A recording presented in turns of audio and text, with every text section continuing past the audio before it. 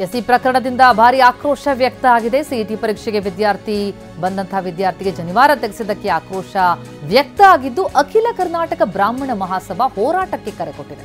ನಾಳೆ ಬೆಳಿಗ್ಗೆ 11 ಗಂಟೆಗೆ ಬೆಂಗಳೂರಿನ ಪ್ರೆಸ್ ಕ್ಲಬ್ನಲ್ಲಿ ಸುದ್ದಿಗೋಷ್ಠಿ ಇದೆ.